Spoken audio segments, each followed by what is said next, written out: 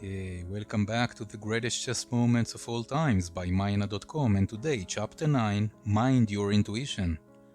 While we fast forward 22 moves, I'll just say that this is a game between Alexander Alekhine from France in white and Dr. Max Euwe from the Netherlands in black. Alekhine, born 1892 in Russia, is considered to be one of the greatest chess minds of all time. He was a son to a rich family and not too enthusiastic about the results of the October Revolution. Therefore, he moved to France in 1921. 6 years later, he became the 4th world chess champion after defeating Capablanca. Max Euwe was born 1901 near Amsterdam. He earned his doctorate in mathematics and in 1935 defeated Alekhine, becoming the 5th world champion. We are now in 1937. It is the world champion rematch in Rotterdam, Holland, and Alekhine, in white, is trying to reclaim the crown. Okay, as you can see, white is 1 pawn up, but black has 2 strong bishops. Also note that black knight on f6 is the only thing preventing mate by white. Black is pressuring white queen with rook to c4. What would you do as white? Well, white plays knight to e4. This move does several things, right? It enables white queen to keep its knight square, pressuring the strong black knight on f6 and inviting black to exchange rooks. Black can either capture knight on e4 with his rook or exchange rooks. Well, he chose the latter. Rook takes rook on c1, check.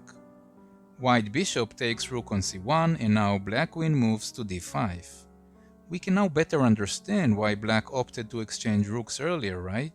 His queen is back in the center, ready to remove the dangerous mate threat on his king side, threatening the unprotected pawn on e2, and at the same time, threatening to check and then collect white's bishop.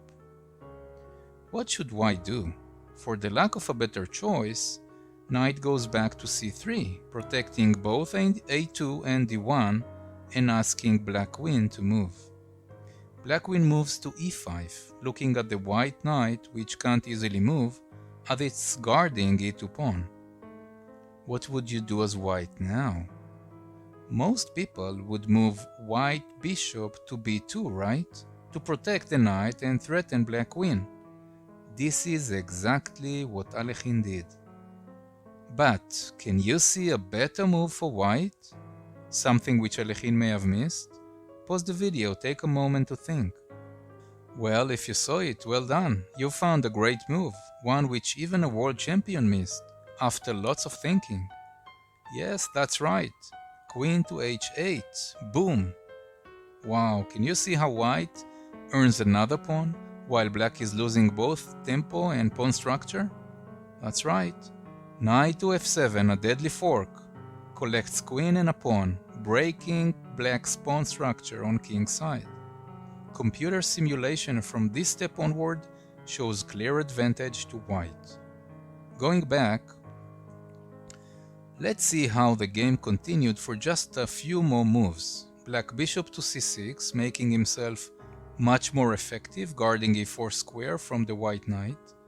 White moves pawn to a3 to protect b4 pawn. Black moves his other bishop to d6 to become more effective.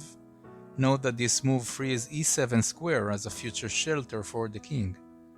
White moves pawn to e3. Black queen improves position to a5, allowing for its bishop to take the square later to own the main diagonal, but white doesn't like that. Keeps up the pressure, pawn to e4. Black queen has to move, queen to g6, guarding the king's side and watching e4 square. So the battle went on and on for a long time without any breakthrough. After 65 moves, a draw has been agreed. Main lesson: when contemplating our arsenal of possible moves, we should work against our basic intuition, which leaves some options hidden in our blind spot.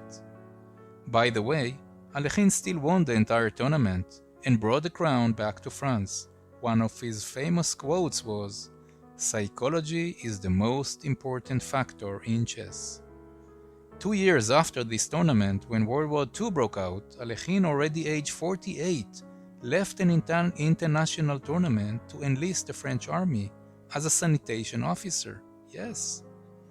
After the fall of France, however, he tried to escape to the US, but the Nazis took custody of his wife, forcing him to surrender, and he reluctantly became Germany's senior chess player. Ouch. That's all for now. I hope you enjoyed this short episode by Mynnnat.com Creativity Through Chess. The full game, as always, can be found below the YouTube video. If you like to get notified on the next episodes, like us on Facebook and visit our site. Also, go check our Amazon store for our unique chess sets. Major discount coupons available on our site.